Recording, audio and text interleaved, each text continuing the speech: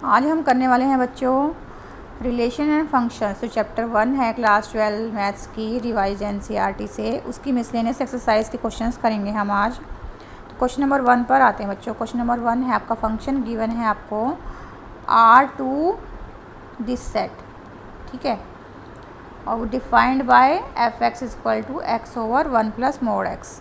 तो क्या दिखाना है आपको कि ये फंक्शन 1 है ऑन टू है। एफ एक्स क्या है आपका x over 1 plus mod x, ठीक है, और डिफाइंड कहाँ से कहाँ तक है R2, ठीक है, इस सेट के अंदर जा रहा है। इस सेट के अंदर आपके रियल नंबर ही हैं, लेकिन वो -1 और 1 के बीच में है।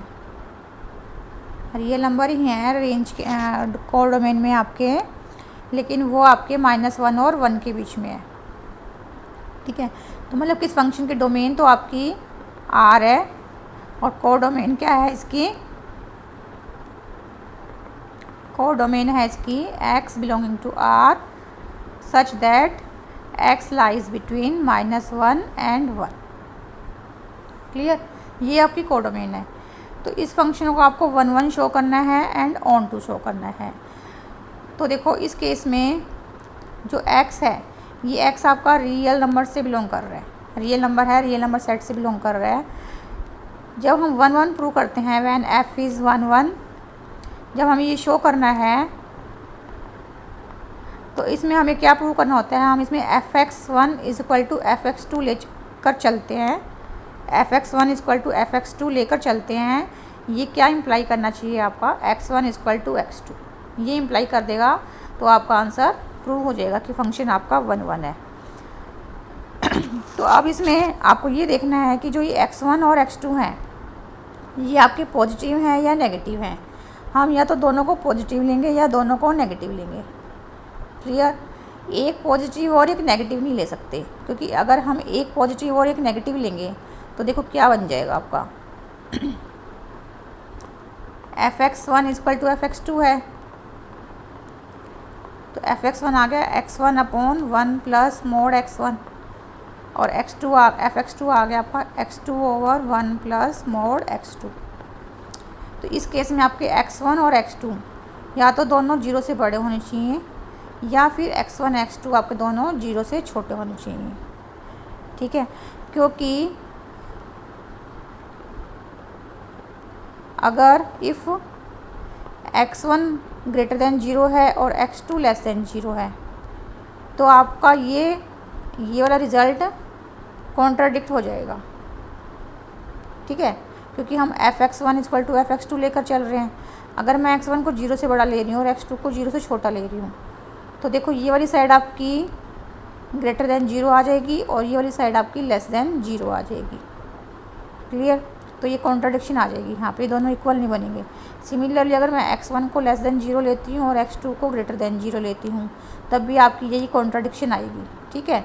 यहाँ पे ये वाला रिज़ल्ट आपका ट्रू नहीं होगा, यहाँ पे कॉन्ट्राडिक्शन आ जाएगी, ठीक है। तो आपको या तो दोनों को बड़ा लेना है 0 से या दोनों को छोटा लेना है।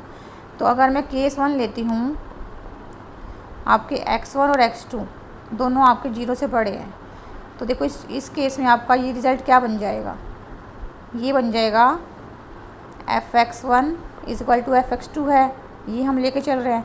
तो यहाँ से क्या आ जाएगा x1 over 1 plus mod x1 is equal to x2 over 1 plus mod x2। अब दोनों आपके 0 से बड़े हैं तो यहाँ से क्या आ जाएगा, यहाँ से आ जाएगा बच्चों x1 ओवर 1 प्लस x1, क्योंकि दोनों 0 से बड़े हैं तो मोड आपका ऑटोमेटिकली हट जाएगा, ठीक है। तो यहाँ से क्या आ गया आपका, देखो मल्टीप्लाई कर लेते हैं, क्रॉस मल्टीप्लाई, इसको इससे और इसको इससे, तो ये आ जाएगा आपका। तो यहाँ से x1 इक्वल टू x2 आ गया, तो हैंस f इज़ 1 इस केस में आपका क्या हो गया 1 हो गया। हम क्या लेके चले थे fx1 इक्वल टू fx2 लेकर चले थे, और वहाँ से हमने क्या शो कर दिया कि x1 इक्वल टू x2 है, जब आपका x1 और x2 दोनों क्या हैं 0 से बड़े हैं। सिमिलरली वी कैन प्रूव, लिख दो यहाँ पे, similarly we can prove fx1 equal to fx2, अगर हम ये लेके चलें तो ये क्या इम्प्लाई करेगा, x1 equal to x2 van x1 और x2 अगर आपके दोनों 0 से छोटे होंगे तभी भी आपका ये रिज़ल्ट आ जाएगा। ठीक है, यहाँ पर 0 से बड़े थे दोनों, और यहाँ पर अगर मैं दोनों को 0 से छोटे लेके चलूँगी तभी भी आपका ये वाला रिज़ल्ट आ जाएगा। कैसे आएगा देखो, तब यहाँ से ये क्या बन जाएगा, अगर ये 0 से छोटे हैं तो ये बन जाएगा x1 ओवर 1 माइनस x1, और ये बन जाएगा x2 ओवर 1 माइनस x2, क्योंकि जब x1 x2 आपके 0 से छोटे होते हैं तो उस केस में आपका मोड ऑफ x1 क्या बन जाएगा, माइनस x1, और मोड ऑफ x2 क्या बन जाएगा, माइनस x2। ठीक है, तो ये वाला रिज़ल्ट आ जाएगा। तो यहाँ से आप सॉल्व कर लेना क्रॉस मल्टीप्लाई करके, तो यहाँ से आपका x1 इक्वल टू x2 ही आएगा। ठीक है, तो ये रिज़ल्ट आ गया आपका ये। ठीक है, ये हम लेके चले थे और ये वाला रिज़ल्ट आपका आ जाएगा। तो हम ये रिज़ल्ट लेके चल रहे हैं, तो ये क्या इम्प्लाई कर रहा है, x1 इक्वल टू x2 जब आपका x1 x2 दोनों क्या हैं, 0 से छोटे हैं, और जब 0 से बड़े हैं तभी भी आपका क्या आ रहा है, ये fx1 इक्वल टू fx2 क्या इम्प्लाई कर रहा है, x1 equal to x2।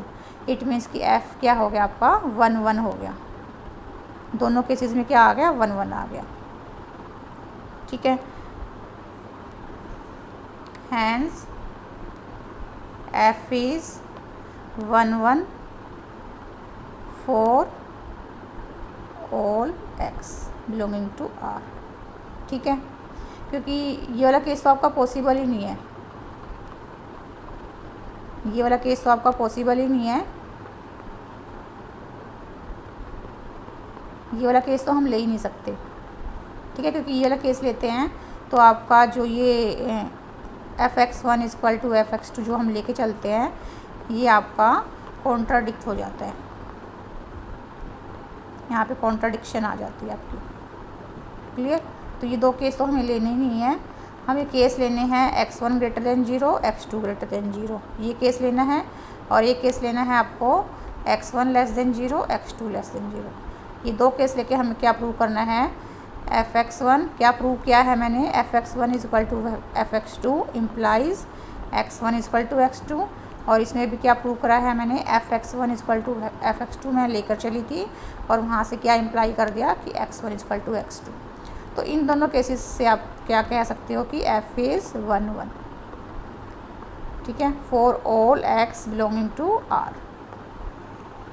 Clear, अब हमें प्रूव करना है f इज़ ऑन टू। 1 1 तो मैंने प्रूव कर दिया, अब आपको ऑन टू और प्रूव करना है। तो ऑन टू प्रूव करने के लिए हम क्या करेंगे, अगर जो हमारी रेंज है, जो ये हमारी रेंज आएगी इसकी, अगर इस रेंज को मैं दिखा दूँ कि ये पूरा आपका कोडोमेन के इक्वल है, when range is equal to codomain. ठीक है, तो उस केस में आपका फंक्शन क्या हो जाता है, ऑन टू हो जाता है। When range of f is equal to codomain of f, then f is onto. ठीक है, ऑन टू हो जाएगा, यानी कि हमें क्या दिखाना है, range of f is equal to codomain of f, ये हमें शो करना है। अब देखो fx क्या है आपका, fx था आपका x over 1 plus mode x, और x किसको बिलोंग कर रहा है, रियल नंबर सेट को बिलोंग कर रहा है, क्योंकि डोमेन क्या है, रियल नंबर सेट है। अब देखो 1 प्लस मोड ऑफ x, ये हमेशा x से बड़ा है। ठीक है, जब x से बड़ा है तो मैं इस वाली टर्म को इसके नीचे ले आती हूँ, तो यहाँ से क्या आ गया, 1 greater than x over 1 plus mode x। ठीक है, मतलब कि दोनों साइड को मैंने 1 प्लस मोड x से डिवाइड कर दिया, क्योंकि 1 प्लस मोड x क्या है आपका, ग्रेटर देन 0 है। तो जब हम ग्रेटर देन 0 वाली टर्म से डिवाइड करते हैं तो आपकी इनइक्वालिटी चेंज नहीं होती। ठीक है, मैंने इधर भी 1 प्लस मोड x से डिवाइड कर दिया, और मतलब कि इस वाली टर्म को भी मैंने 1 प्लस मोड x से डिवाइड किया है, और इस वाली टर्म को भी मैंने 1 प्लस मोड x से डिवाइड किया है। ठीक है, क्योंकि ये आपकी 1 प्लस मोड x क्या है, ग्रेटर देन 0 है। तो यहाँ से देखो लेफ़्ट साइड तो आपकी 1 बन गई, और राइट साइड आपकी, ये वाली राइट साइड क्या बन जाएगी, आपकी fx बन जाएगी। राइट साइड क्या बन जाएगी आपकी एफ एक्स यहाँ से, ठीक है। तो यानी कि जो एफ एक्स क्या है, एफ एक्स का आंसर किस में जाएगा, रेंज में जाएगा। एफ एक्स का आंसर किस में जाएगा आपका, रेंज में जाएगा। तो जो रेंज है वो आपकी हमेशा क्या आ गई, लेस देन 1 आ जाएगी। Hence range of f is always less than 1, ठीक है। अब देखो ये -1 से बड़ी भी होनी चाहिए रेंज आपकी, जो रेंज है वो -1 से बड़ी भी होनी चाहिए। अब ये -1 से बड़ी कैसे शो करें इसको। अब जो मैंने ये वाला केस लिया है बच्चों, इसमें देखो आपका ये तो हो गया आपको एक तरह से केस 1 ले लेती हूँ मैं ये, कि x आपका ग्रेटर देन 0 है। जब x आपका ग्रेटर देन 0 है,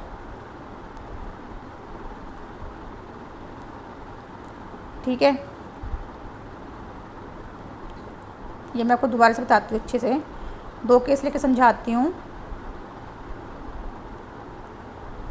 जब x आपका ग्रेटर देन 0 है तो देखो x over 1 plus mode x, ये क्या बन जाएगा, x ओवर 1 प्लस x बन जाएगा, ठीक है। ग्रेटर देन और इक्वल टू 0 है, इक्वल टू भी लगा सकते हैं हम यहाँ पर, ठीक है। अब ये वाली चीज़ आपकी हमेशा क्या है, लेस देन 1 है, लेस देन 1 होगी ना, क्योंकि x आपका 0 से तो बड़ा है। और तो ये वाली चीज़ क्या होगी आपकी, हमेशा 0 से बड़ी होगी, क्योंकि x आपका पॉजिटिव है, 0 से बड़ी होगी या उसके इक्वल भी हो सकती है। और ये चीज़ है कि आपकी एफ एक्स है, और ये वाली चीज़ हमेशा आपकी लेस देन 1 आ रही है, ठीक है। तो ग्रेटर, जब x आप 0 से बड़ा या 0 के इक्वल ले रहे हो तो एफ एक्स आपका 0 से बड़ा आ रहा है और 1 से छोटा आ रहा है। सेकंड केस में ले लेती हूँ, x आपका 0 से छोटा है, तो उस केस में एफ एक्स क्या बन जाएगा आपका, ये था आपका x over 1 plus mode x, ठीक है। और ये देखो x आपका 0 से छोटा है तो ये नेगेटिव है ना, ये ऊपर नेगेटिव है और ये नीचे आपका क्या है, पॉजिटिव है। तो नेगेटिव को अगर पॉजिटिव से डिवाइड करेंगे तो ये आपका क्या आएगा, नेगेटिव ही आएगा तो नेगेटिव ही, ठीक है। लेकिन ये अब क्योंकि जो 1 प्लस मोड x है ये आपका x से बड़ा है, 1 प्लस मोड x क्या है आपका, ये x से बड़ा है। 1 प्लस मोड x क्या होगा आपका, x से बड़ा होगा हमेशा जब आपका x लेस देन 0 है, क्लियर। जैसे मान लो x को मैंने ले लिया -3 ले लिया, तो ये क्या बन जाएगा, -3 1 प्लस 3, क्योंकि -3 का मोड तो आपका +3, तो ये कंडीशन आपकी ठीक है। और ये -3/4 x over 1 plus mode x क्या बन जाएगा आपका, -3/4 बन जाएगा, ठीक है। तो ये आपका क्या है, लेस देन -1 आएगा ना, ये क्लियर। ये कितना आ गया आपका 0.7 समथिंग आएगा, तो ये -0.7 है, ये आपका क्या हो गया, -1 से बड़ा हो जाएगा, ये -1 से क्या हो जाएगा, बड़ा हो जाएगा, ठीक है। तो ये आपका क्या हो गया, ग्रेटर देन -1 आएगा। इस केस में आपका क्या आएगा, ये ग्रेटर देन -1 आएगा, क्लियर। तो इनकी एफ एक्स का आंसर ग्रेटर देन -1 है, लेकिन लेस देन आपका 1 है हमेशा, क्लियर। जब आपका x नेगेटिव है बच्चों, x नेगेटिव है, मान लो मैंने x को -3 ले लिया, ठीक है, और तो ये क्या बन गया आपका, एफ एक्स क्या बन जाएगा, एफ एक्स बन गया -3/4, ठीक है। तो ये आपका -0.7 समथिंग ऐसे कुछ आएगा, ठीक है। तो -0.7 आपका -1 से बड़ा होता है ना, -0.7 आपका -1 से बड़ा होता है, क्योंकि जब आपका साइन माइनस का हो तो आपका इनइक्वालिटी चेंज हो जाती है, छोटे वाला बड़ा बन जाता है और बड़े वाला छोटा बन जाता है माइनस साइन के साथ। तो यानी कि और ये चीज़ क्या थी, आपका एफ एक्स का आंसर था, यानी कि एफ एक्स का आंसर क्या आ रहा है आपका, -1 से बड़ा आ रहा है। तो ये आपका एफ एक्स का आंसर -1 से बड़ा आ गया और 1 से छोटा आ गया, ठीक है। तो इनकी जो रेंज है f(x) की वो -1 और 1 के बीच में लाई करेगी। और कोडोमेन भी क्या थी आपकी, देखो कोडोमेन भी आपकी -1 और 1 के बीच में थी। ठीक है, इट मीन्स कि रेंज और कोडोमेन क्या होगी आपकी, इक्वल हो गई। Hence range is equal to codomain. ठीक है, तो जब ये वाली कंडीशन हो जाती है तो फंक्शन क्या बन जाता है आपका, f is therefore f is onto. क्लियर। तो आपको करना कैसे है, एग्ज़ाम में लिखना कैसे है, आप ऐसे लिख सकते हो। ये मैं इरेज कर देती हूँ, दोबारा से बताती हूँ आपको।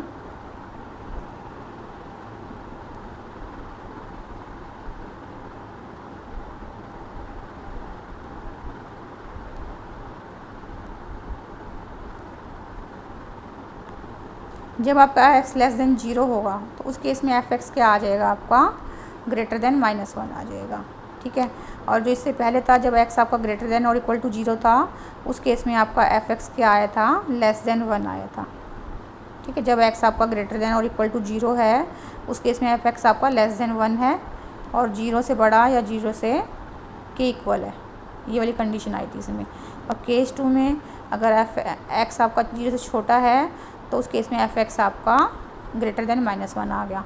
तो इन दोनों केसेस से हम क्या कह सकते हैं कि f(x) है वो आपका -1 से बड़ा है और हमेशा 1 से छोटा है। ठीक है, तो इट दिस इम्प्लाइज को जो रेंज ऑफ f है वो क्या बन गई, है तो रियल नंबर ही, लेकिन वो रियल नंबर -1 और 1 के बीच में होना चाहिए। ठीक है, रेंज ऑफ f क्या बन गई, रेंज ऑफ f के अंदर रियल नंबर ही आ रहे हैं, लेकिन वो -1 और 1 के बीच के आ रहे हैं। ठीक है, और यही आपकी क्या थी, कोडोमेन थी। मैंने स्टार्टिंग में जो लिखा था यही क्या थी आपकी, कोडोमेन ऑफ f थी। ठीक है, जब रेंज और कोडोमेन इक्वल हो जाते हैं उस केस में आपका फंक्शन क्या हो जाता है, ऑन टू हो जाता है। क्लियर बच्चों। अब आते हैं क्वेश्चन नंबर 2 पे। तो मैं लिख देती हूँ hence f is on to.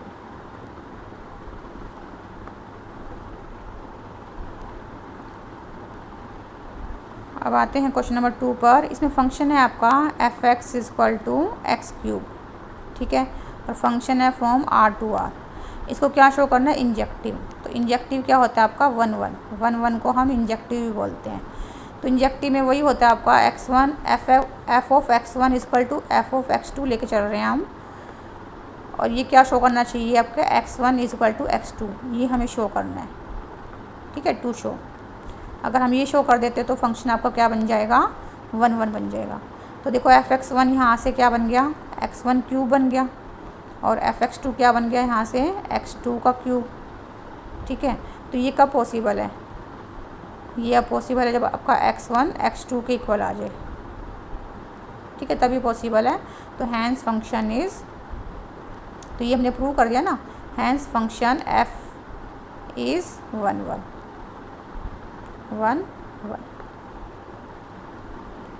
Question number 3 पर आते हैं। इसमें आपको कोई नॉन एम्प्टी सेट x है और px क्या है, set of all subset of x, यानी कि पावर सेट हो गया x का। px क्या बन गया, power set of the set x। ठीक है, अब हम एक रिलेशन डिफाइन कर रहे हैं पावर सेट के अंदर। कैसे डिफाइन कर रहे हैं कि अगर px क्या है, पावर सेट है, उसके कोई दो सबसेट लें a एंड b। ठीक है, तो दो सबसेट आपके रिलेशन में कब होंगे, उस रिलेशन के अंदर कब होंगे, जब आपका a क्या हो, b का सबसेट हो। ठीक है, जब पहले वाला सेट दूसरे का क्या हो, सबसेट हो, तभी वो आपके रिलेशन के अंदर होंगे। ठीक है, अब हमें दिखाना है कि क्या आपका R एक इक्विवेलेंस रिलेशन है। Justify your answer. अब देखो इक्विवेलेंस रिलेशन कब होता है, जब आपका फर्स्ट आपका रिफ्लेक्सिव हो। अगर आपका रिलेशन क्या है, रिफ्लेक्सिव है, तब हो। सेकंड क्या होना चाहिए आपका, सिमेट्रिक होना चाहिए। थर्ड क्या होना चाहिए, ट्रांजिस्टिव होना चाहिए। ट्रांजिटिव, ठीक है। अब देखो ये रिफ्लेक्सिव तो है, ट्रांजिटिव भी है, लेकिन सिमेट्रिक नहीं है, ठीक है। ये तीनों क्या थी आपकी इक्विवेलेंस रिलेशन की कंडीशन थी। अगर कोई भी रिलेशन हमें इक्विवेलेंस रिलेशन शो करना है तो उसके लिए हमें ये तीन कंडीशन मतलब प्रूव करनी होती है कि तीनों कंडीशन आपकी ट्रू हैं। तो देखो अगर आपका रिफ्लेक्सिव कब होता है, जब for A belonging to P X, अगर कोई सबसेट पी एक्स का कोई सबसेट ए है, अगर आपका ए इज़ रिलेटेड टू ए आपका ए से रिलेट हो तो आपका ये क्या हो जाएगा, रिफ्लेक्सिव होएगा। अब वी नो कि हर सेट आपका every set is subset of itself, ये होता है आपका। जब every set is subset of itself होता है, इट मीन्स कि ए क्या है, रिलेटेड टू ए है। इस कंडीशन के अकॉर्डिंग आपका A is related to A, it means कि आर क्या हो गया आपका, आर इज़ रिफ्लेक्सिव हो गया, ठीक है। ये लिख लेना। फिर मुझे सिमेट्रिक शो करना है। सिमेट्रिक के लिए देखो, अगर ए बी का सबसेट है, ये आपको गिवन है, तो क्या बी ए का सबसेट होगा? नहीं, बी ए का सबसेट नहीं होगा। अगर ए बी का सबसेट है तो बी ए का सबसेट नहीं होगा, बी ए का सुपरसेट होगा, ठीक है। तो यानी कि अगर ए आपका बी से रिलेटेड है तो दिस डजंट इम्प्लाई कि बी आपका ए से रिलेटेड होगा, ठीक है। तो ये आपका नॉट सिमेट्रिक है, सिमेट्रिक नहीं है रिलेशन, ठीक है। यानी कि जो ए बी सेट हैं ये तो आर को बिलोंग कर रहे हैं, लेकिन बी ए सेट आपका आर को बिलोंग नहीं कर रहा, ठीक है। यानी कि R is, this implies R is not symmetric. जब सिमेट्रिक ही नहीं है तो आपका इक्विवेलेंस रिलेशन भी नहीं है, therefore R is not an equivalence relation. Clear. अगर तीनों से कोई एक कंडीशन आपकी फॉल्स आ जाती है, सेटिस्फाई नहीं होती, प्रूव नहीं होती, तो आपका रिलेशन इक्विवेलेंस रिलेशन नहीं रहेगा। तो इसमें सिमेट्रिक तो है लेकिन इसमें रिफ्लेक्सिव तो है लेकिन सिमेट्रिक नहीं है, ठीक है। जब सिमेट्रिक ही नहीं है तो इक्विवेलेंस कहाँ से होगा? क्लियर बच्चों। R is not an equivalence relation. Question number 4 पर आते हैं। इसमें क्या है, find the number of all onto functions. Number of all onto functions निकालने हैं from the set 1 to n to itself. यानी कि फंक्शन होना चाहिए आपका 1 2 3 अप टू n से, इसी सेट के अंदर है फंक्शन आपका 1 2 3 अप टू n। और देखो ये आपका सेट क्या है, फाइनाइट सेट है। ये सेट कैसा है आपका, फाइनाइट सेट है। ये भी फाइनाइट सेट है। अब एक कंडीशन हमें पता है, अगर कोई हम फंक्शन है, if f is a function on a finite set, then 1 1 implies on to and on to implies 1 1, ठीक है। अब हमने निकालना कैसा है कि वो फंक्शन क्या होना चाहिए, ऑन टू होना चाहिए। अब ऑन टू है तो वो 1 1 भी होगा। हमने ऑन टू फंक्शंस निकालने हैं ना, तो जो फंक्शन आपके ऑन टू होंगे वो क्या होंगे, 1 1 भी होंगे। तो मैं इसका डायग्राम बनाती हूँ।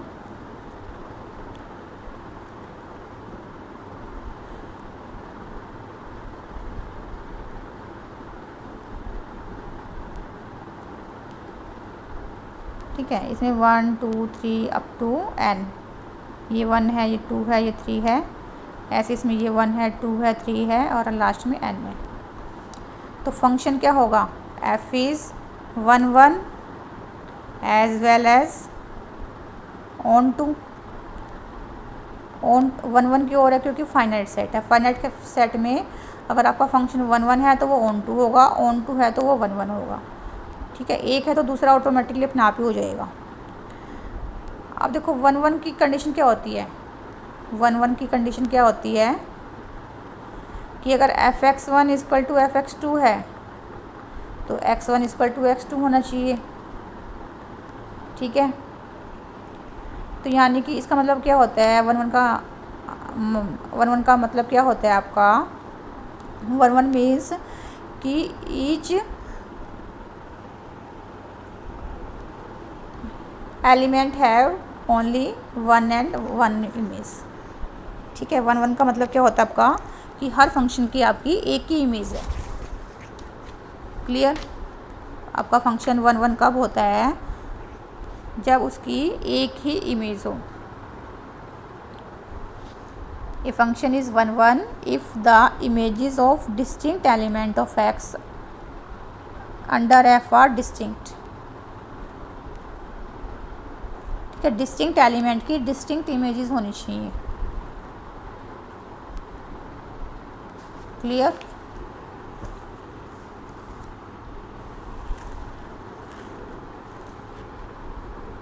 और ऑन टू का मतलब क्या होता है, ऑन टू का मतलब है कि आपका जितने भी एलिमेंट्स हैं आपके कोडोमेन के अंदर, कोडोमेन के अंदर जितने भी एलिमेंट्स हैं ये आपकी कोडोमेन है,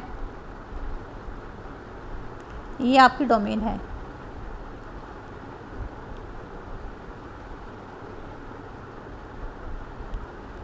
ठीक है, तो अगर ऑन टू है तो जितने भी एलिमेंट्स हैं कोडोमेन में उनकी आपकी कोई ना कोई इमेज डोमेन में होनी चाहिए। कोडोमेन के एवरी एलिमेंट की कोई ना कोई इमेज आपकी डोमेन में होनी चाहिए। क्लियर, और 1 1 का मतलब है कि डिस्टिंक्ट एलिमेंट की डोमेन की, अगर हम डिस्टिंक्ट एलिमेंट लें, डोमेन के अंदर कितने एलिमेंट्स हैं, n एलिमेंट्स हैं, तो इन एलिमेंट्स की अलग अलग इमेज होनी चाहिए कोडोमेन के अंदर। ठीक है, n एलिमेंट्स की अलग अलग इमेज होनी चाहिए कोडोमेन के अंदर। क्लियर, तो देखो अब मैं इसका 1 को लेके चलती हूँ। अब क्योंकि ये फंक्शन ऑन टू है, ऑन टू है तो इसकी कोई ना कोई इमेज तो होगी डोमेन के अंदर, इस 1 की कोई ना कोई प्री इमेज होगी डोमेन के अंदर। तो इस 1 की कोई ना कोई इमेज, ये 1 भी हो सकती है, 2 भी हो सकती है, 3 भी हो सकती है, n भी हो सकती है। जो 1 है इसकी प्री इमेज आपकी 1 भी हो सकती है, 2 भी हो सकती है, 3 भी हो सकती है एंड n भी हो सकती है। तो कितनी पॉसिबिलिटी आ गई, n पॉसिबिलिटी आ गई। जब n पॉसिबिलिटी है तो मतलब कि आपके n फंक्शंस बन जाएंगे। ठीक है, n फंक्शन बन गए। सिमिलरली अगर मैं इस 2 को लेती हूँ, इस 2 की कितनी प्री इमेज होंगी डोमेन के अंदर, इसकी बच्चों n-1 होंगी, क्योंकि एक इमेज तो आपकी 1 की बन चुकी है ना, एक प्री इमेज तो आपकी 1 की बन चुकी है, इस वाले 1 की एक प्री इमेज तो यहाँ पर फिक्स हो जाएगी। ठीक है, बाकी के जो n-1 एलिमेंट्स हो गए उनमें से कोई एक एलिमेंट आपका 2 की प्री इमेज बनेगा। ठीक है, ऐसी 3 के लिए कितने एलिमेंट बचेंगे आपके, n-2 बचेंगे जो इसकी प्री इमेज बन सकते हैं। ऐसी 4 के लिए कितने बचेंगे, n-3, और n के लिए कितने बचेंगे, n-1। ठीक है, तो ये कितना बन गया, तो हैंस नंबर ऑफ रिलेशन कितने आ गए आपके, n-1, n-2 up to n1, ये लास्ट में 1 बच जाएगा। तो ये होता है आपका n factorial. Hence number of relations कितने पॉसिबल हो गए, hence number of onto functions possible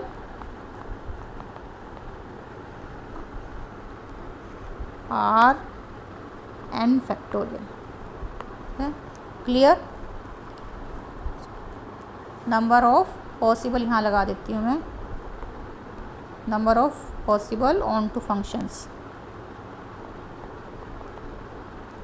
ठीक है, तो n फैक्टोरियल आपका आंसर आ गया। n फैक्टोरियल ऐसे लिख लो या फिर ऐसे लिख लो, एक ही बात है। क्लियर, तो फंक्शन आपको क्या देखना है कि फंक्शन आपका ऑन टू है तो वो 1 1 भी होगा, 1 1 होगा तो मतलब कि उसकी एक ही आपकी प्री इमेज होगी।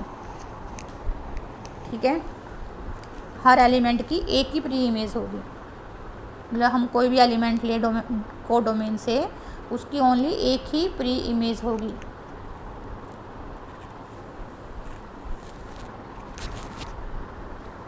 क्लियर। अब आते हैं हम क्वेश्चन नंबर 5 पर। इसमें ए सेट ये गिवन है, बी सेट ये वाला है, फंक्शन है आपका एफ और जी, दो फंक्शन है वो दोनों ए से बी पर हैं। एफ एक्स की डेफिनेशन ये वाली है, जी एक्स की डेफिनेशन ये वाली है। ठीक है, दोनों में एक्स किससे बिलोंग कर रहा है, ए से बिलोंग कर रहा है, इसमें भी एक्स किससे बिलोंग कर रहा है, ए से बिलोंग कर रहा है। जो एफ है वो भी ए टू बी फंक्शन है आपका, जो जी है वो भी ए टू बी फंक्शन है। ठीक है, एफ एक्स क्या है आपका एक्स स्क्वायर माइनस एक्स। ठीक है, और x belongs to set A है। जी एक्स है आपका 2 into mod x minus 1/2 minus 1, इसमें भी एक्स आपका ए को बिलोंग कर रहा है। और ए सेट क्या है आपका -1 0 1 2, ए सेट ये वाला। ठीक है, तो क्या दिखाना है कि R F and ji are equal, F and G क्या इक्वल हैं। तो इक्वल कब होंगे, देखो जो एफ और जी वो ए के ऊपर डिफाइंड है, तो अगर मैं ए के एलिमेंट्स ले लेती हूँ, उनके ऊपर एफ और जी दोनों क्या आने चाहिए, आपके इक्वल आने चाहिए। इनकी एफ ऑफ -1 आपका जी ऑफ -1 के इक्वल आना चाहिए, एफ ऑफ 0 आपका जी 0 के इक्वल आना चाहिए, एफ ऑफ 1 आपका जी 1 के इक्वल आना चाहिए, और एफ ऑफ 2 जी 2 के इक्वल आना चाहिए। अगर ये चारों कंडीशन आपकी इक्वल आ जाती हैं, सेटिस्फाई हो जाती हैं, तो फंक्शन क्या हो जाएंगे, दिस इम्प्लाइज क्या हो जाएगा, f and ji are equal. ठीक है, तो ये हमें शो करना है, तो ये आपको टू शो करना है। ठीक है, तो करते हैं हम इसको। एफ ऑफ एक्स है, मैं दोबारा से लिखती हूँ, एफ ऑफ एक्स है आपका एक्स स्क्वायर माइनस एक्स। ठीक है, और एफ जी एक्स है 2x माइनस हाफ माइनस 1, जी एक्स है 2x माइनस हाफ माइनस 1। ठीक है, एक बार देख लेते हैं। क्लियर। और ए सेट है आपका -1 0 1 2। ठीक है, ए सेट आपका ये वाला है।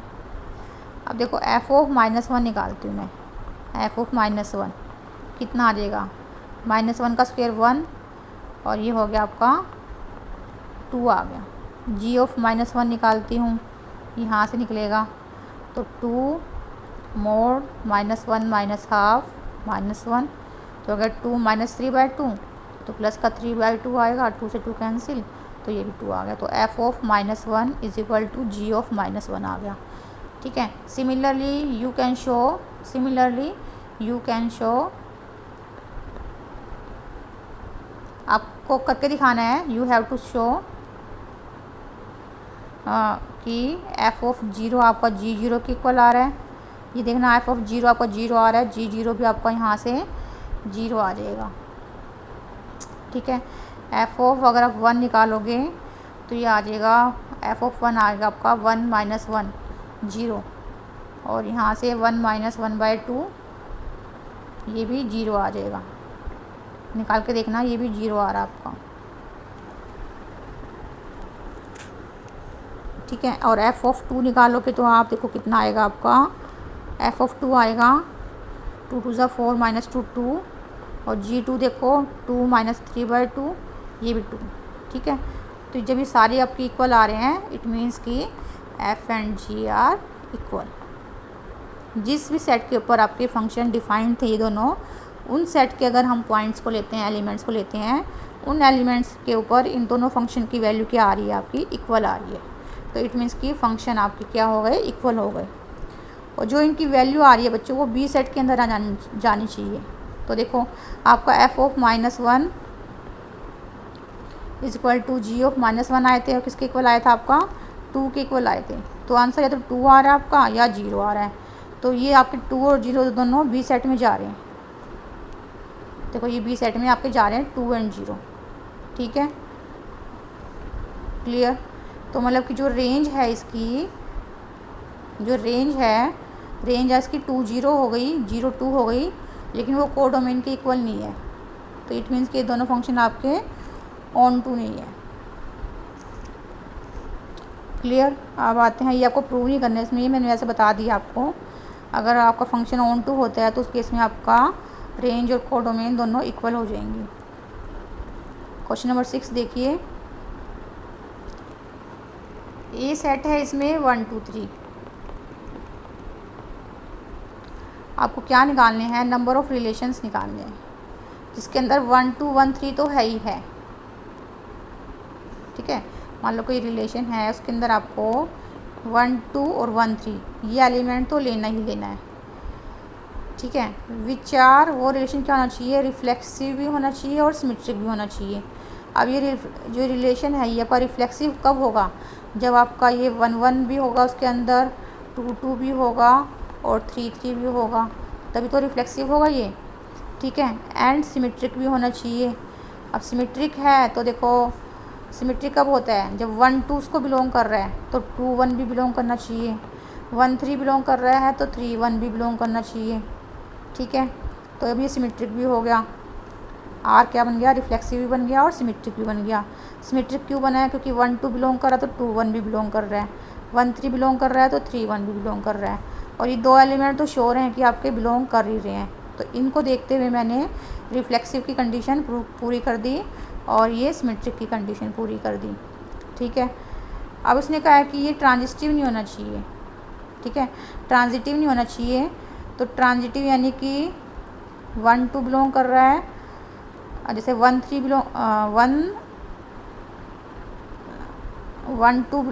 बिलोंग कर रहा है और 3 1। अच्छा, ये तो हो रहे हैं, हाँ से तो ट्रांजिटिव हो रहा है। एक एलिमेंट ऐसा दिखाना है आपको, जैसे ये 2 1 बिलोंग कर रहा है इसको और 1 3 बिलोंग कर रहा है, तो 2 3 इसको बिलोंग नहीं करना चाहिए। 2 1 बिलोंग कर रहा है इसको और 2 1 बिलोंग कर रहा है और 1 3 बिलोंग कर रहा है। अगर 2 3 भी इसको बिलोंग कर जाएगा तो ये क्या बन जाएगा, ट्रांजिटिव बन जाएगा।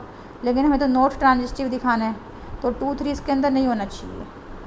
ठीक है, तो मैंने रिफ्लेक्सिव की और ट्रांजिटिव सिमेट्रिक की सारी कंडीशन पूरे करते हुए मैंने रिलेशन लिख दिया है।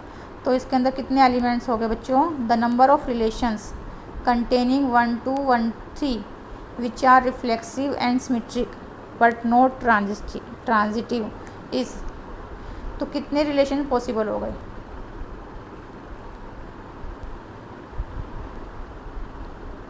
एक तो आपका ये बन गया। ठीक है, दूसरा क्या बन सकता है, देखो इसमें मैंने 1 2 ले लिया, 1 3 ले लिया, 2 3 मैं इसमें ले नहीं सकती, क्योंकि 2 3 लूँगी तो इसमें मैं अगर 2 3 लूँगी, अगर इसमें मैं 2 3 लेती हूँ तो 1 3 हो गया, और एक ये बन जाएगा इसमें अगर मैं 2 3 ले लेती हूँ। अगर मैं इसमें 2 3 ले लेती हूँ तो देखो ये ट्रांजिटिव की कंडीशन को सेटिस्फाई कर रहा है।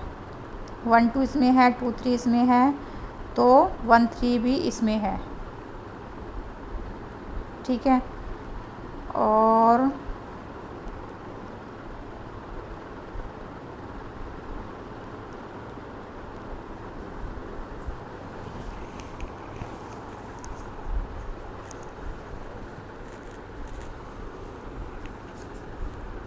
हमने इसको दिखाना है 1 2 1 3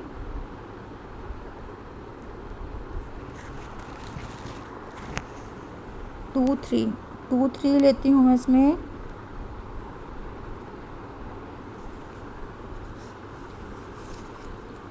आंसर चेक कर लेते हैं बच्चों एक बार।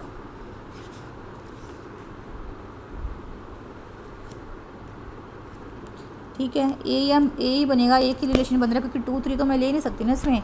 अगर मैं 2 3 लेती हूँ बच्चों, अगर मैं 2 3 लेती हूँ तो ये आपका ट्रांजिटिव की कंडीशन को भी सेटिस्फाई करेगा, तो 2 3 नहीं ले सकती मैं इसमें। ठीक है, मतलब कि कहने का मतलब ये है कि 1 2 1 3 तो आपको क्वेश्चन में गिवन ही है, ये दो एलिमेंट तो आपको लेने ही लेने हैं। ठीक है, अब आपको ऐसे एलिमेंट और लेने हैं जो रिफ्लेक्सिव की कंडीशन को सेटिस्फाई करते हों। तो रिफ्लेक्सिव के लिए तो आपको 1 1 2 2 3 3 ये तीनों होने चाहिए।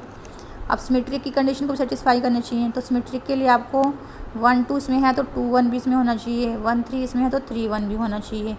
ठीक है, अब बाकी इसमें मैं 2 3 नहीं ले सकती। अगर मैं 2 3 लूँगी तो अगर मैं इसमें 2 3 ले लेती हूँ और 1 2 इसमें ऑलरेडी है ही, तो आपका 1 3 इसमें है, ठीक है। तो अगर मैं 2 3 भी लिख लेती हूँ तो ये आपकी ट्रांजिटिव की कंडीशन को भी सेटिस्फाई करेगा। लेकिन यहाँ गिवन है कि रिलेशन आपका ट्रांजिटिव नहीं है, ठीक है, तो मैं 2 3 को नहीं ले सकती। तो आपका ये रिलेशन यही बनेगा आपका खाली, ठीक है ना। मैं इसमें 3 1 तो इसमें आ ही चुका है, 2 3 नहीं ले सकती। क्लियर। तो एक ही रिलेशन पॉसिबल है इस तरह का, जिसके अंदर आपके ये वाले एलिमेंट्स हों। तो ए पार्ट आपका सही है इसमें। क्लियर। मैंने आपको समझा दिया ये कि इसके अंदर ये 1 2 3 4 5 6 7 ये 7 एलिमेंट्स तो होंगे, ठीक है, लेकिन 2 3 एलिमेंट इसके अंदर नहीं होगा।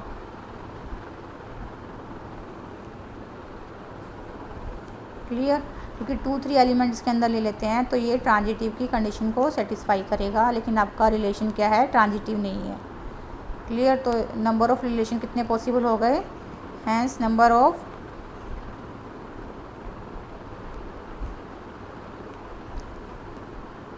पॉसिबल रिलेशंस आर 1, ठीक है। एक ही रिलेशन बना है ये वाला, जिसके अंदर ये वाले एलिमेंट्स होंगे, इसके अलावा कोई और रिलेशन नहीं बन रहा, ठीक है। अब आते हैं हम क्वेश्चन नंबर 7 पर। इसमें देखो ए सेट है आपका, ये भी इसी टाइप का क्वेश्चन है, 1 2 3। अब आपको इक्विवेलेंस रिलेशन लिखना है, नंबर ऑफ इक्विवेलेंस रिलेशन बताने हैं। इक्विवेलेंस है तो मतलब कि वो सिमेट्रिक भी होगा, रिफ्लेक्सिव भी होगा और ट्रांजिटिव भी होगा। इक्विवेलेंस है तो वो रिफ्लेक्सिव भी होगा, ठीक है, सिमेट्रिक भी होगा और ट्रांजिटिव भी होगा, ठीक है। अब क्या गिवन है कि उस रिलेशन के अंदर आपका 1 2 तो होना ही चाहिए। 1 2 है तो बच्चों 1 1 भी होगा क्योंकि रिफ्लेक्सिव है। 2 एलिमेंट हो तो ये 2 2 भी होगा, रिफ्लेक्सिव है, ठीक है। अब 1 2 है तो 2 1 भी होगा क्योंकि वो सिमेट्रिक है, ठीक है। और देखो क्या आ सकता है इसमें, सबसे छोटा सेट तो ये बन गया। और ट्रांजिटिव के लिए इसमें 1 2 है, 2 2 है तो इसमें 1 2 तो है ही, 1 2 है, 2 1 है तो 1 1 भी इसके अंदर है। तो ये आपका रिलेशन, एक रिलेशन तो आपका ये बन गया, ठीक है, जिसके अंदर आपका 1 2 एलिमेंट है। और ये रिलेशन क्या है आपका, रिफ्लेक्सिव भी है, सिमेट्रिक भी है और ट्रांजिटिव भी है। तीनों हैं आपके ये, ठीक है, रिफ्लेक्सिव भी है, सिमेट्रिक भी है और ट्रांजिटिव भी है।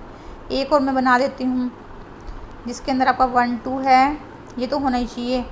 एक इसमें 1 3 भी ले लेती हूँ, 1 3 ले लेती हूँ, तो देखो 1 1 तो होना ही चाहिए, 2 2 भी होना चाहिए क्योंकि रिफ्लेक्सिव है, और 3 3 भी होना चाहिए, रिफ्लेक्सिव है। क्लियर। फिर 1 2 है तो 2 1 भी होना चाहिए, सिमेट्रिक शो करना है, सिमेट्रिक भी है। 1 3 है तो 3 1 भी होना चाहिए, 1 3 है तो 3 1 भी होना चाहिए। और देखो, और ये ट्रांजिटिव भी है, ये 2 तो हो गए आपके सिमेट्रिक की वजह से। 1 2 है, 1 3 है, तो आपका 2 1 और 3 1 होना चाहिए, ठीक है। ये 3 हो गए आपके रिफ्लेक्सिव की वजह से, ठीक है।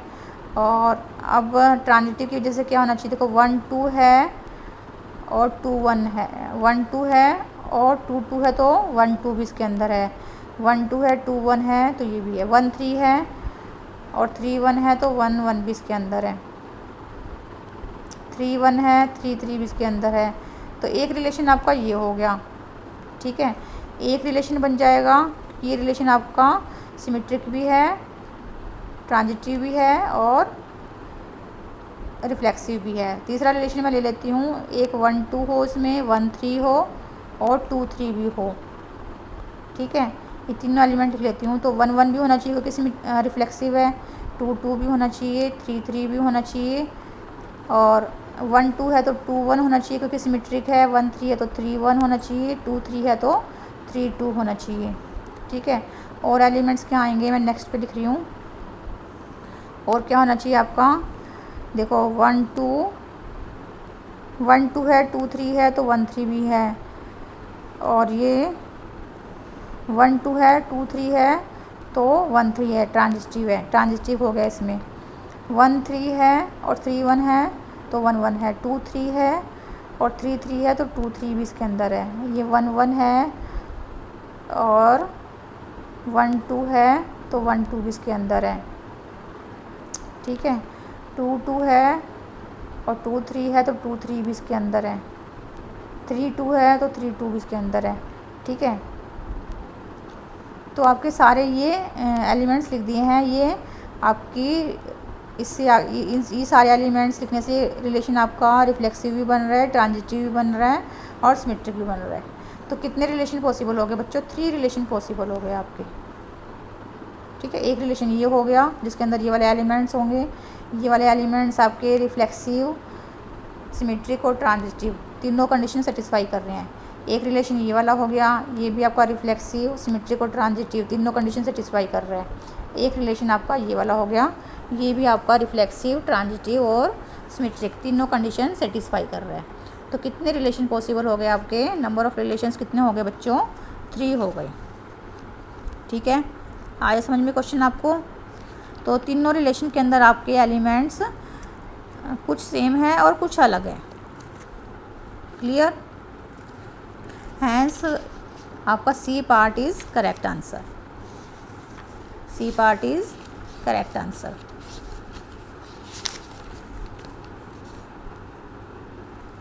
इन्होंने दे रखा है बी पार्ट 2।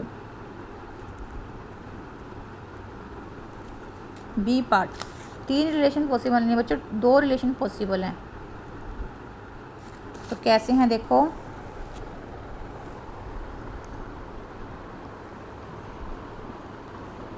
वन 2 है और 1 3 है। 1 2 है और 1 3 है तो 2 1 भी इसमें है, 3 1 भी इसमें है। 2 1 है। अच्छा, इसमें हम 2 1 नहीं ले सकते बच्चों। अगर मैंने 2 1 ले लिया और देखो 1 3 है इसमें, तो 2 3 तो इसमें नहीं है, 2 1 इसमें है और ये 1 3 इसमें है। तो यहाँ से अगर मैं ट्रांजिटिव की कंडीशन लगाती हूँ तो 2 3 इसमें होना चाहिए, लेकिन 2 3 तो इसमें है नहीं, तो ये वाला रिलेशन नहीं होगा आपका। ठीक है, क्योंकि ये वाला रिलेशन आपकी इक्विवेलेंस ट्रांजिटिव की कंडीशन को सेटिस्फाई नहीं करता। 2 1 इसमें है और 1 3 इसमें है, तो 2 3 इसमें होना चाहिए, लेकिन इसमें 2 3 नहीं है, तो ये वाला रिलेशन नहीं बनेगा। ये वाला बनेगा आपका, एक ये वाला बनेगा और एक ये वाला बनेगा। Hence the number of possible relations कितने बन गए आपके जो इक्विवेलेंस हैं? 2 बन गए आपके। क्लियर? तो ये वाला हटा देते हैं हम, ये वाला रिलेशन नहीं बनेगा।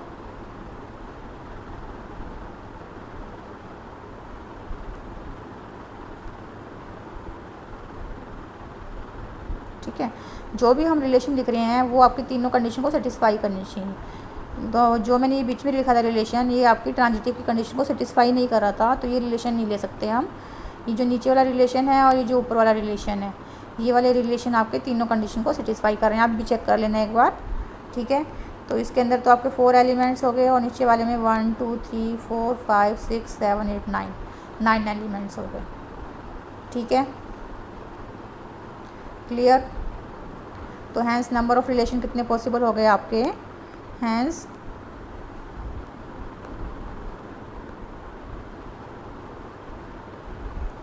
Number of equivalence relation, equivalence relations, possible equivalence relations are 2। ठीक है, तो 2 आपका बी पार्ट में आ रहा है, तो बी पार्ट आपका क्या है? राइट आंसर है। क्लियर बच्चों? तो एक्सरसाइज इजी है, बस थोड़ा आपको ध्यान से करनी है, लॉजिक समझना है, कंसेप्ट क्लियर होगा तो आप क्वेश्चन ईजिली कर सकते हो। ठीक है, और अगर आपको मेरी वीडियो पसंद आई हो तो लाइक शेयर सब्सक्राइब करना मत भूलें। Thank you.